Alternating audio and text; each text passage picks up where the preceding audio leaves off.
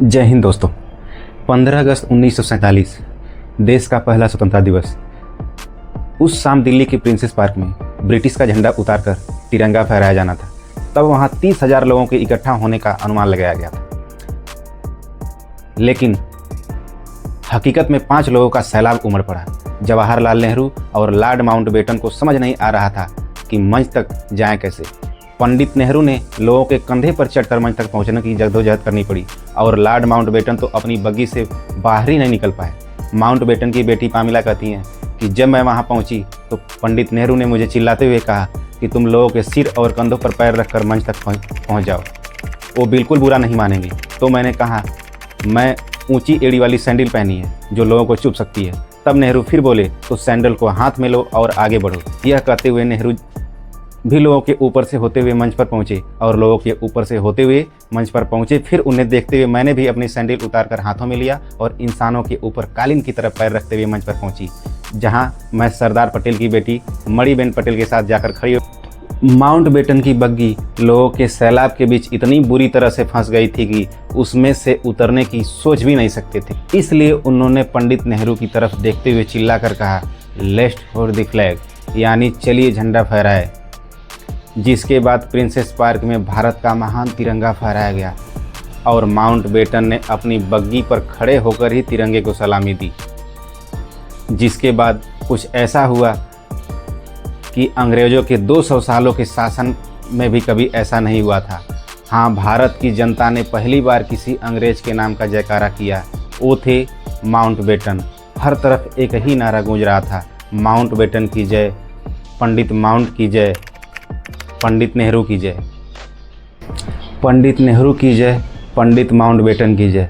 उस दिन माउंटबेटन को यह सौभाग्य प्राप्त हुआ जो किसी अंग्रेज को नहीं हुआ था और उनकी आंखें खुशी से भर आई। उस समय देश के करोड़ों देशवासियों ने आज़ादी का जश्न इतने बड़े स्तर पर मनाया कि जय के नारों की गूंज पूरी दुनिया के कोनों कोने तक पहुंच गई। और आज इसी खास वीडियो में देश के पहले स्वतंत्रता दिवस की सैर पर ले जाने वाले हैं, जिसमें हम कुछ दिलचस्प किस्सों के साथ दुर्लभ वीडियोज भी देखेंगे। बाकायदा हम ब्रिटेन का झंडा उतारकर भारत का तिरंगा लगाने का दुर्लभ वीडियो भी देखेंगे।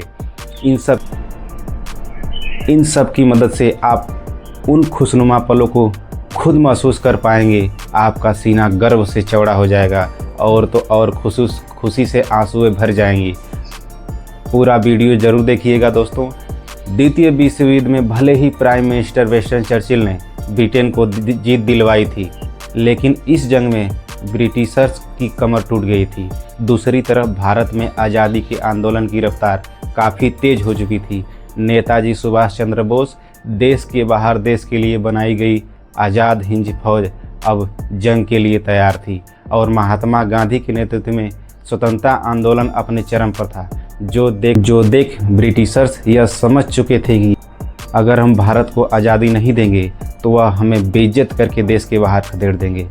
ऐसे में नए प्राइम मिनिस्टर रिचर्ड एटली ने 20 फरवरी 1947 को ब्रिटेन की हाउस ऑफ कॉमन्स में घोषणा करते हुए कहा कि हम 23 जून 1948 को भारत को पूरी तरह से आज़ाद कर देंगे। लेकिन समय बीतने के साथ कुछ ऐसा हुआ कि भारत को आज़ाद करने की तारीख नज़दीक आ गई। दरअसल भारत को आज़ाद करने की जिम्मेदारी देश के आखिरी वायसराय लुई माउंटबेटन को दी गई थी, जो शुरुआत में इस काम में साल भर का समय लेने वाले थे। लेकिन देश की स्थिति अब नियंत्रण से बाहर होने लगी थी। इसी दौरान एक और स्वतंत्रता सेनानी लगातार संघर्ष कर रहे थे। वहीं दूसरी तरफ अंग्रेज़ों के डिवाइड एंड रूल षड्यंत्र की वजह से देश के कई इलाकों में जात पात का दंगा भड़क उठा था। इस स्थितियां अंग्रेज़ों के हाथों से बाहर निकल रही थी। तभी ब्रिटिश इंडिया के आखिरी गवर्नर जनरल श्री राजगोपालाचारी ने माउंटबेटन को समझाते हुए कहा कि अगर आपने 30 जून 1948 तक का इंतज़ार किया तो वापस करने के लिए आपके पास कोई सत्ता ही नहीं बचेगी।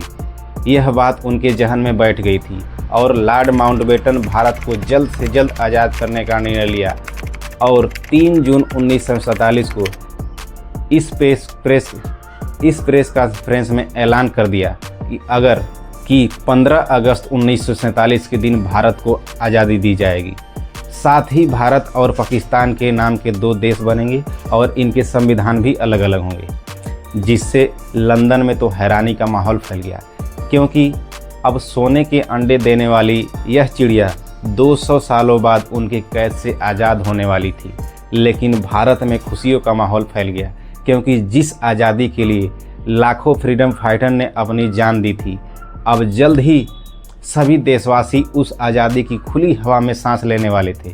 दोस्तों, क्या आप जानते हैं कि आज़ादी के दिन तो 15 अगस्त को चुना गया था, लेकिन तब आज़ादी का समारोह 14 अगस्त की दरमियानी रात को ही क्यों शुरू कर दिया गया था? तो इसके पीछे भी एक खास कारण था। दरअसल भारत के वरिष्ठ ज्योतिषियों के मुताबिक 15 अगस्त का दिन शुभ नहीं था। उन्होंने कहा कि अगर नक्षत्र की स्थितियां के लिहाज से 15 अगस्त को इतनी महत्वपूर्ण काम नहीं किया जा सकता, और सौभाग्य से 14 अगस्त के दिन सितारों की स्थिति 15 अगस्त की तुलना में ज़्यादा बेहतर थी। लिहाजा फैसला लिया गया कि 14 अगस्त 1947 के ठीक आधी रात को यानी भारत को आज़ाद कर दिया जाए। यह हर तरह से बेहतर साबित होगा। वायसराय लॉर्ड माउंटबेटन ने यह प्रस्ताव स्वीकार किया और 14 अगस्त की रात 11 बजे संसद भवन के सेंट्रल हॉल में स्वतंत्रता दिवस समारोह का आयोजन किया गया, जिसकी शुरुआत सुचित्रा कृपलानी ने किया, जो 60 के दशक में उत्तर प्रदेश की पहली मुख्यमंत्री बनी। पहले अल्मा इकबाल का गीत सारे जहां से अच्छा और फिर बंकिम चटर्जी का वंदे मातरम गाया गया, जो बाद में भारत का राष्ट्रीय गीत बना। 11:55 पर आज़ाद भारत के पहले प्रधानमंत्री जवाहरलाल नेहरू ने अपना प्रसिद्ध भाषण कष्ट विद डेस्टिनी यानी नियति से मिलन शुरू करते हुए कहा, बहुत सालों पहले हमने अपनी नियति से वादा किया था और अब वह समय आ गया है जब हम अपनी प्रतिज्ञा को पूरा करेंगे। पूरी तरह से तो नहीं, लेकिन बहुत हद तक आधी रात के समय जब दुनिया सो रही होगी, भारत जीवन और स्वतंत्रता के लिए जागेगा। आगे उन्होंने कहा कि हम इस वक्त खास तौर से इस बात को याद रखेंगे इस आज़ादी के दरवाजे पर जब हम खड़े हैं कि हिंदुस्तान किसी एक फिरके का मुल्क नहीं है, एक मजहब वालों का नहीं है, बल्कि बहुत सारे मम के बहुत धर्म मजहब का है। फिर घड़ी में जैसे ही रात के 12 बजे तो एक साथ कई शंख बजने लगे। वहाँ मौजूद लोगों के आंखों में आंसू निकल पड़े। महात्मा और सुभाष चंद्र बोस की जय के नारों के सेंट्रल हॉल गूंज गया, कि जिसके बाद आज़ादी के लिए शहीद हुए स्वतंत्रता सेनानियों की याद में 2 मिनट का मौन भी रखा गया। आज़ादी के शहीदों यानी आज़ादी की जंग में जान कुर्बान करने वाले बहादुरों की याद में 2 मिनट का। वहीं बाहर तेज हवा के साथ बारिश में भी हजारों भारतीय उस क्षण का इंतजार कर रहे थे। जैसे ही नेहरू संसद भवन से बाहर निकले, मानो हर कोई उन्हें घेर लेना चाहता था। वरिष्ठ पत्रकार खुशवंत सिंह बताते हैं कि हम सब खुशी से रो रहे थे, एक दूसरे की भावनाओं में बह गए थे। आस अनजान लोग भी खुशी से एक दूसरे के गले लग रहे थे। कुछ समय बाद जवाहरलाल नेहरू और राजेंद्र प्रसाद माउंटबेटन ने उनका अनुरोध तहे दिल से स्वीकार किया। उन्होंने पोर्ट वाइन की एक बोतल निकाली और अपने हाथों से मेहमानों को शराब परोस दी। फिर अपना गिलास भरकर उन्होंने अपना हाथ ऊंचा किया, बोले टू इंडिया। जिसके बाद पंडित नेहरू ने उन्हें एक लिफाफा देते हुए कहा, इनमें उन मंत्रियों के नाम हैं जिन्हें कल शपथ दिलाई जाएगी। पंडित नेहरू के जाने के बाद माउंटबेटन ने लिफाफा खोला तो उनकी हंसी छूट गई, क्योंकि वह खाली था। पंडित नेहरू जी आज़ादी के दिन इतने खुश थे कि वह उस लिफाफे में मंत्रियों के नाम वाला कागज़ ही रखना भूल गए थे।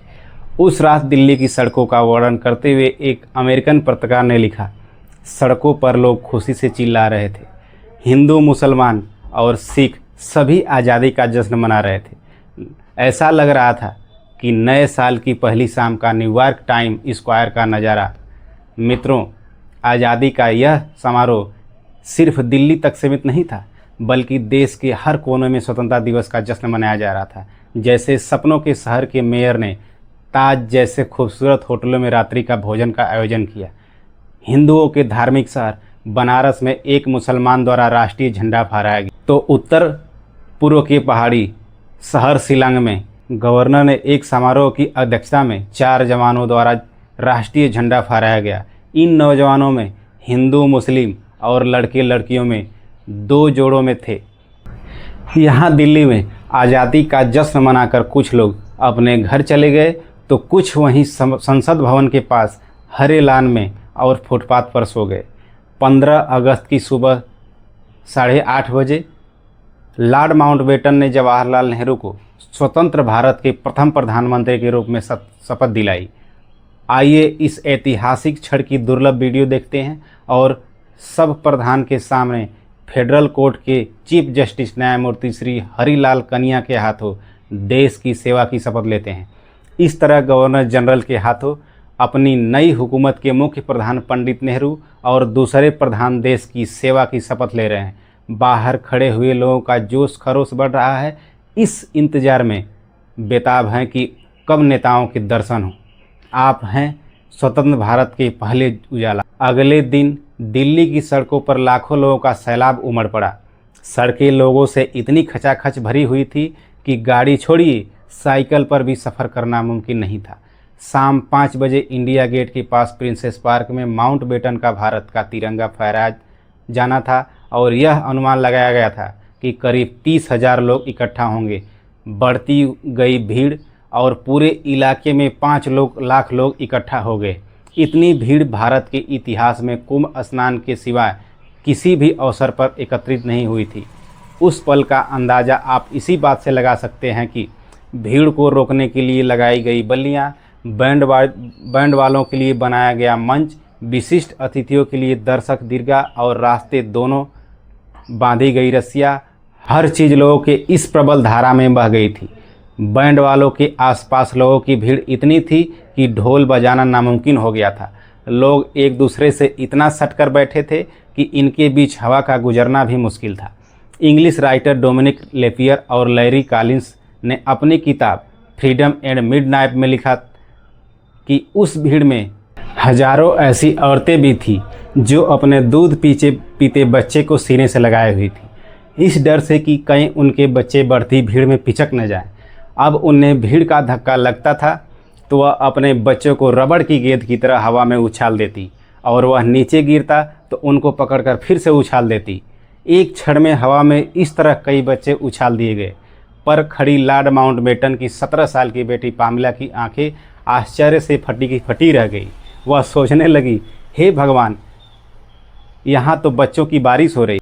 प्रिंसेस पार्क में भारत के तिरंगे को लहराता देखने का सौभाग्य जिस भी भारतीयों को प्राप्त हुआ उनका जीवन धन्य हो गया, क्योंकि 200 सालों की कड़ी तपस्या के बाद जब भारत आज़ादी का तिरंगा फहराया गया तब अचानक से तेज हवाएं चलने लगी और तिरंगे के ठीक पीछे इंद्रधनुष उभर आया, मानो प्रकृति भी भारत की आज़ादी का जश्न मना रही हो। ऐसा माहौल पूरे देश में था। हर जगह जुलूस निकल रहे थे, लोग खुशी से एक दूसरे को गले लगा रहे थे और आज़ादी के जश्न को मना रहे थे। हालांकि देश के कुछ हिस्सों में लोग बंटवारे का दर्द भी सह रहे थे।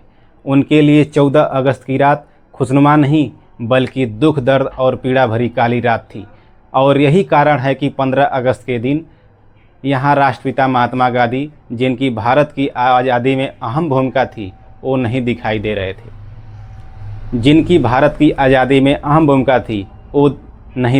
रहे थे। क्योंकि उस वक्त वो ना तो संसद में दिखे, ना तो राष्ट्रपति भवन में दिखे, ना इंडिया गेट पर और ना ही लाल किले पर। 14 अगस्त की रात प्रधानमंत्री जवाहरलाल नेहरू ने जो भाषण दिया था वह भाषण गांधी ने नहीं सुना था, बल्कि उस रात 9 बजे ही सोने चले गए थे। इस वक्त गांधी जी कोलकाता के बेलिया घाट के लगभग खंडहर हो चुकी हैदरी मंजिल नामी की हवेली में विश्राम कर रहे थे, क्योंकि देश के बंटवारे से शुरू हुई सांप्रदायिक हिंसा को शांत करवाने के लिए बापू 13 अगस्त को ही कलकत्ता पहुंच गए। वह हिंसक प्रवृत्तियों को रोकने की कोशिश कर रहे थे। 15 अगस्त की सुबह 2 बजे वह नींद से उठे और हिंसक दंगे रोकने और शांति स्थापित के लिए उपवास रखा, जिसके बाद उन्होंने गीता पाठ करवाया और दोपहर के वक्त बेलिया घाट में एक प्रार्थना सभा में पहुंचे, जहां समाज के हर तबके के लोग मौजूद थे। इस तरह आज़ादी के दिन महात्मा गांधी ने अन्न का एक भी निवाला नहीं खाया था और वह आज़ादी के जश्न से दूर भी थे, क्योंकि वह देश में दंगे फसाद ना चाहते थे। तो दोस्तों, 15 अगस्त 1947 भारत के महान इतिहास का वह ऐतिहासिक दिन था जब हमारे देश को आज़ादी मिली थी।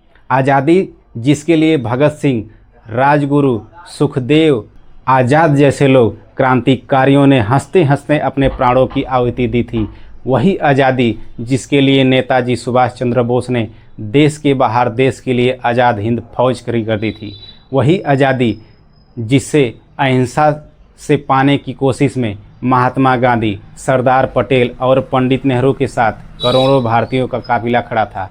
तो दोस्तों, अगर आप भी देश को आज़ादी दिलवाने वाले फ्रीडम फाइटर पर गर्व करते हैं तो उनके सम्मान में कमेंट बॉक्स में जय हिंद जय भारत जरूर लिखें और ऐसी वीडियो देखने के लिए हमारे चैनल को सब्सक्राइब करें। जय हिंद। खास तौर से इस बात को याद रखें, इस आज़ादी के दरवाजे पर जब हम खड़े हैं कि हिंदुस्तान किसी एक फिरके का मुल्क नहीं है, एक मजहब वालों का नहीं है, बल्कि बहुत सारे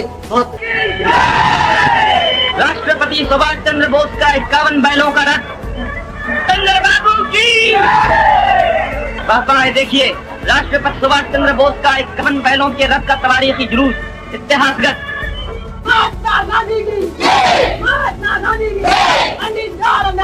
देखते हैं।